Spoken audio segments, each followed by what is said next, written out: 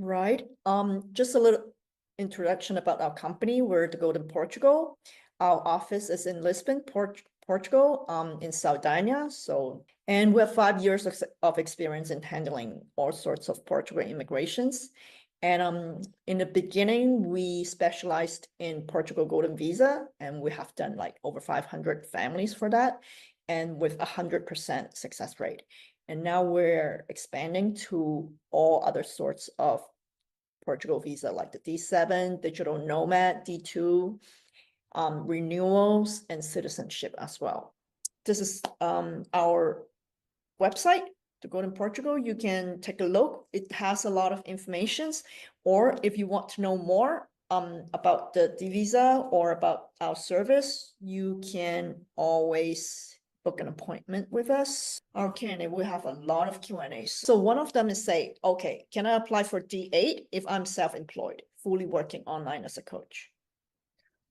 Yeah, that's definitely one of the options. The D8 visa, it's not only for subordinate workers, not only for employees, but for self-employed applicants as well. So if you can prove that you provide services to some clients, if you have a company and you provide services through your company that you own, it's also eligible for the D8 visa. So fully working online as a coach, yeah, that will work. And then there's another question, say, how to get an appointment from the embassy, UAE, for example. So you have to go to make an appointment online, right? Probably. Yeah, this jurisdiction, indeed, it has been a little complicated to get appointments there. They were on high demand, but they have a VFS application center as well. You don't need to go directly to the embassy. You can go to their website and register there. I'm going even to double check. I believe it's still available, their services in UAE. Right. Then there you can book through VFS an appointment for you, and they will handle the application, and internally they will forward to the Embassy of Portugal. Right. So this type of service, we do help to guide you as well, or like as I said before, we can also help clients on certain jurisdiction to help them book the VFS, like we did just for one of our American clients. We just booked it this week, right? Yeah, for April. Yeah. And then there's also one, what about proving the value of my house, which I could sell before? Yeah. Let me I don't check. think so, right? No. Would be silly to sell the house before, because asset is not one of the requirement. Yeah, no, that's right. This is all based on regular income. So for the D7, it's the passive income. For the D8, it's the active income. So you must show that you receive on a regular basis some source of income. So, well, it's good. We have some additional documents that always help to create a stronger application, like if you show that you have properties, that you have savings, that can help you to get the approval faster, but only that you wouldn't be eligible for a visa just showing that you have a property, for example. Right. Another question is, how do I get a tax ID? We will help you for sure. You can do it remotely. You just need your passport and a recent address proof, and we can do it for you. Then if I work remotely, do I still need to set up health travel insurance? Yeah, this is one of the mandatory requirements, because that is related, like for your travel to Portugal, they must know that you won't cause like any charges to the government here. So for this part, the initial part, when you move to the country, and you don't have a residence permit here yet, you just have the visa in your passport. So for this type of expenses before you get the residence permit, you will need to prove that you have how to pay for them. So the travel insurance is mandatory. Yeah, so after you get the resident card, you get the public health care, you get the education for your kids as well, free education. Yeah, right. So, about clarify where we can obtain the criminal record report in your country. So, every country will have their place to get your criminal record. We will guide you through it. So we have links, especially for those in the US, UK, Singapore, Hong Kong, Taiwan, China. We have like a whole set of step-by-step documented guides for you to go. And then for other countries, we also will guide you as well. Do you have contacts you can share for rentals? There is a lot of information on the internet, but I don't know who is trustworthy. Yeah, of course. As our clients, we will be or share with you our contacts for rentals.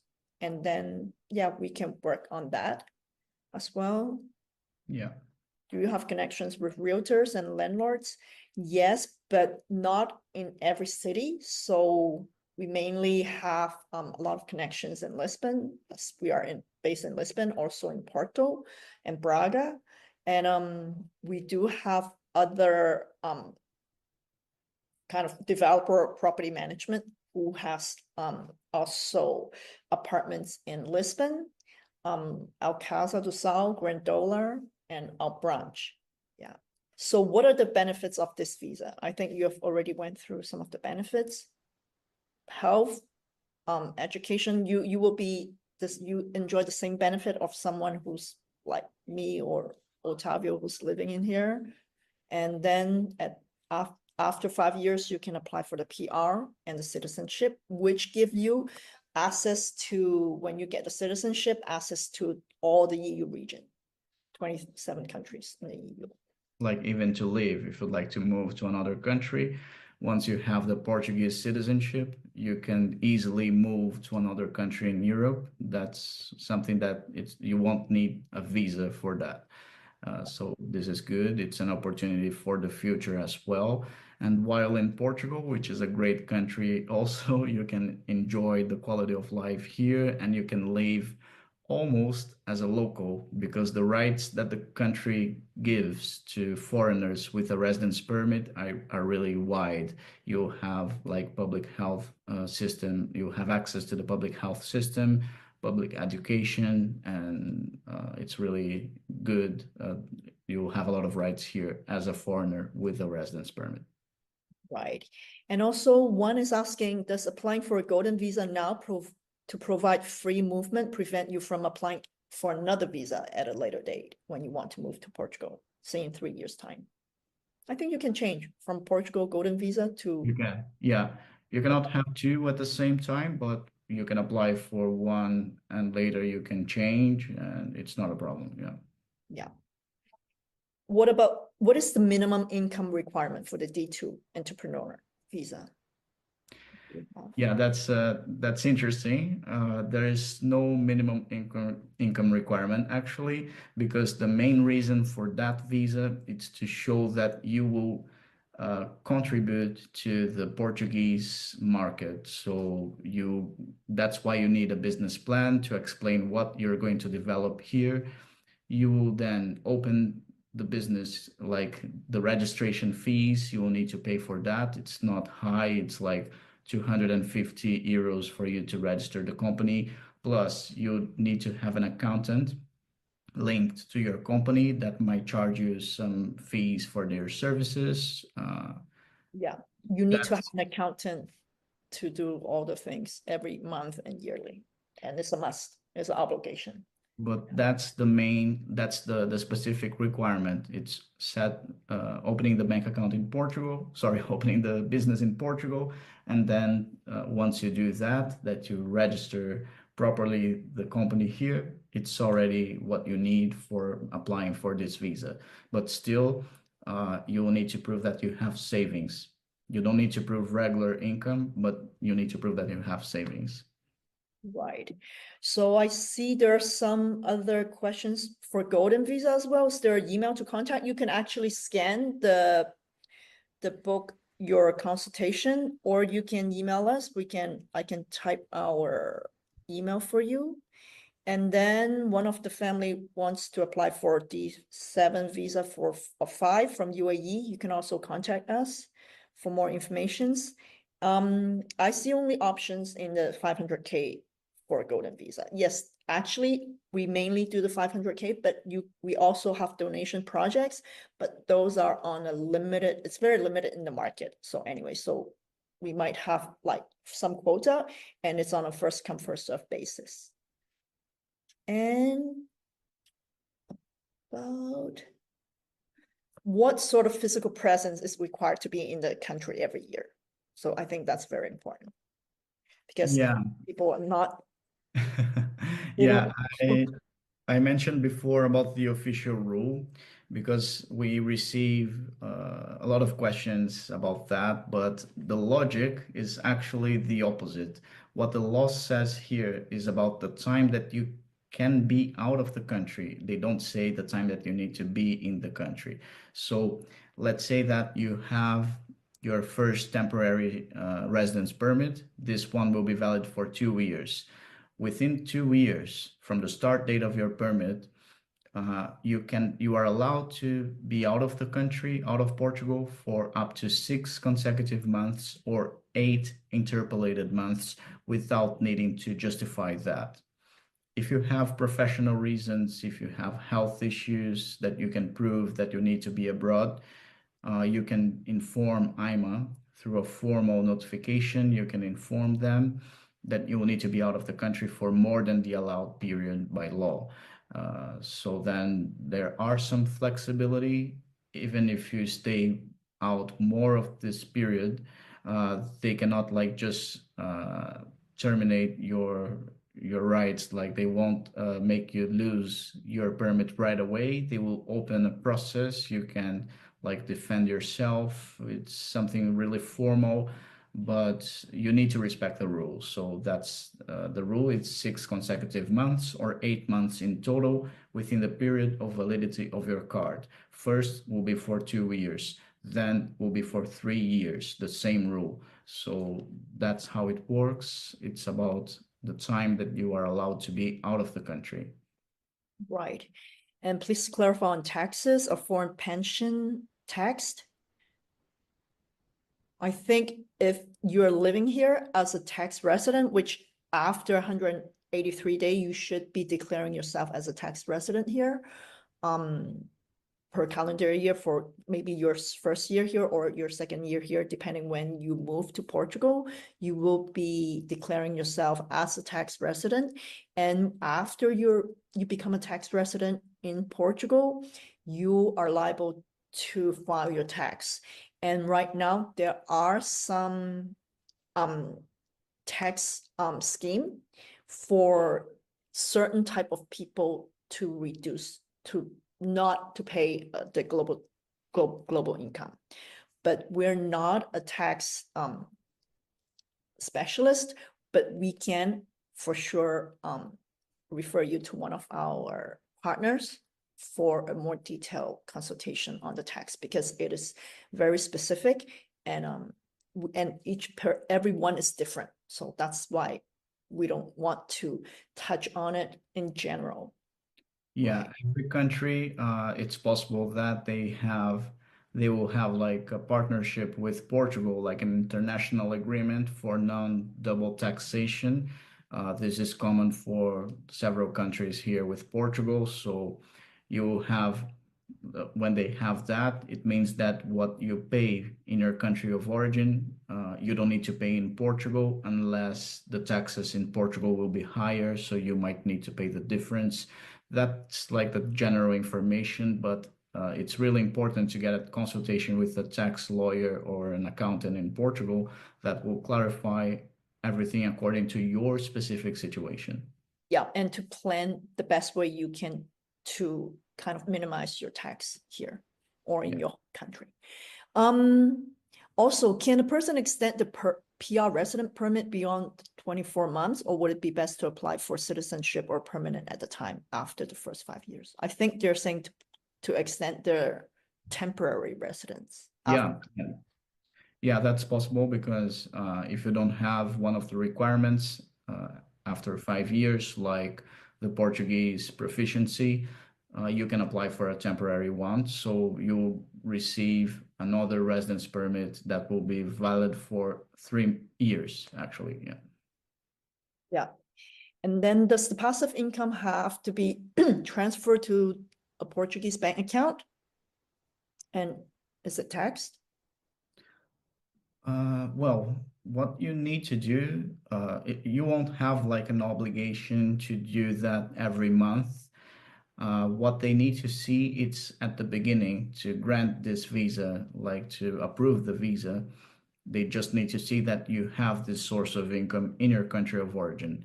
Once they approve the visa, they will know that you have how to cover your expenses. So they expect that you might like transfer on a regular basis this amount of money, like every month or every 2 months. It really doesn't matter. But you don't have an official obligation of transferring this money every month to Portugal. It's something that it can be kept there, or you will find your workaround to cover your expenses here. So the important part is to prove that at the first stage of the process for you to get the visa in your country of origin. After you move to Portugal, things are more flexible. It's a tax, as you say, as a tax resident, after you moved here, you will need to file that, and should be taxed as an income. Yeah. Income. So on medical insurance, what if I have an international medical insurance worldwide? Would that be enough to cover? As Octavio already said, it cannot be just purely medical insurance. It has to be a travel medical insurance. So we will need to look at your specific insurance policy to answer that. Yeah. Right. With our mandatory private health insurance, do we visit private clinics, or do we simply use private insurance to pay in the public system? No, you can use private clinics here with this policy. It's depending on what your policy covers. Yeah, they usually accept that, so Right. you'll have a lot of options. Right.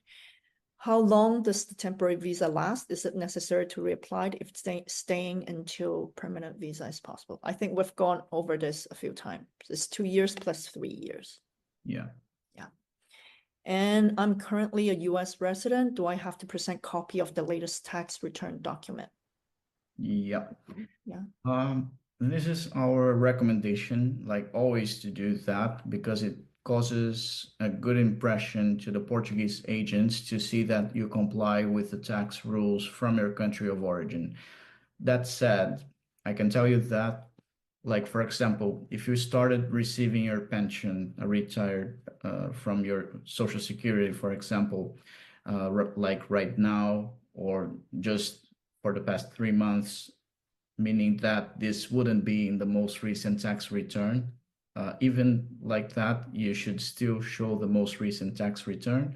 And we can explain, I didn't mention in the presentation, but one of the documents that you will need to prepare for the application is a motivation letter. It's like a personal statement where you can explain with your own words everything about your financial situation and the reasons like why you are moving to Portugal.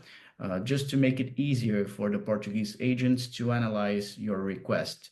So in that letter, we can always explain that, well, last year I was not receiving my pension yet. That's why it's not in my tax return. But now I have these payments from Social Security, so you can prove the Social Security letter showing your pension, the amount that you receive. So we can always arrange and find the best way to organize your documentation to prove them that you have the regular source of income. But yes, every time we recommend our clients to get the most recent tax return indeed. Yeah. And then, is it permitted to apply for visa in 2 EU countries simultaneously in case one is not approved? I believe that wouldn't be a good strategy because you cannot have more than one residence permit within the EU. You need to choose where you intend to live and be based. So maybe you could apply for one first. If it's denied, you could apply to a second one at another time, like later, but not simultaneously. I wouldn't recommend that. Mhm. Because they have their internal system as well. So they might trace all of your data and details about yourself while they are analyzing your application. So that can cause some conflict. So it's better to avoid that. Okay, and then there's one client that say they want to retire in Portugal, but do not have passive income, but they have approximately 400K pounds in the bank account. And can we leave that in our account and transfer the required amount to a Portuguese account every month? Count that as a passive income? I don't think so. They can invest those to get an interest if you correct. Try to have. Because interests will be eligible as passive income as well. We can see that, well, an amount like that is really, it's a big amount. So you can show that definitely you have how to cover your expenses here, but it's not a regular source of passive income. Even if you transfer to another account on a regular basis, well, they will see that it's not coming from one of the eligible options. So in cases like that, it's better investing this money to at least receive interest. Interest dividends, so on. Yeah. Or rental if you invest in real estate. Do timeout of the countries, but still within the EU countries, count as being outside of Portugal? So, for example, they're in other Schengen countries. Yeah, well, that's a little tricky. I would say that it won't count, but in the near future, they are trying to integrate their systems, and they will start having more information about these movements. And it's a little risk, you know. I wouldn't say that this will count, because the thing is that when you travel between EU countries, there is no border control. So you don't need to show your passport, but they might find some other ways to see that you spent some time in another country. Like if you check in at a hotel, they always need to report that to their immigration agency, your details. So there is like a really remote risk of them detecting those periods. But I would say, like, well, if you're going just to have a simple trip to another country, like 1 week, 2 weeks, and come back to Portugal, that should not be considered. It's just that what you need to avoid is, like, once you get the residence permit in Portugal, it doesn't mean that you can live in another country of the EU. So that's something that they can detect, that you stayed out of Portugal for more time. So for that, you will need to get a proper visa and residence permit for a different country. Right. So this client also is asking about D2. Can our new Portuguese company also have clients in other countries? For sure. Like, yeah, sure. have clients from other countries as well. We're a Portuguese company. Can you recommend accountants or provide guidance? Of course, we can do that. Do you know the permitted legal structures of companies and the corporate tax rate? I think you can just the LDA, right? The limited company, depends. There's a few different types of legal structures, but we can also talk to you because it's more specific. Beyond the basic level language, in order to work, do we need to be proficient in the Portuguese language? I think really depending on what area you're working in. Most of the time, yes. But if you work with foreigners or IT, I know people they use English as a main working language. Can we apply before we start receiving pensions? If we show records from companies, how much the monthly benefit will be? So they haven't reached the age for receiving pensions yet. No.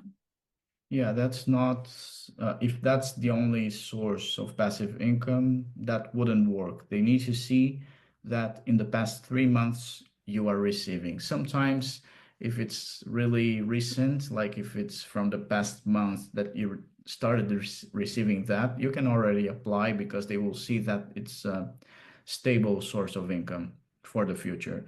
But what they are expecting is that you will provide some sort of information showing that you are already receiving this income for the past 3 months. So better waiting until you get the proper pension. Right. Can a family member be an adult sibling? Only if they are. Siblings will be just in case they are your dependents, like if they have a condition or they depend fully on the main applicant, that could work. Adopt kids can join as well. Yeah. Okay. Does child support count as passive income? Sorry, could you repeat that? Child support. Like if they divorce and the other parent is giving them a child support monthly? I would say it wouldn't work like that because we need to show the proof of the source of income. You will need to show like a court order stating why you are receiving that. It's for your child, so it's not for you. You know, it's related to child expenses.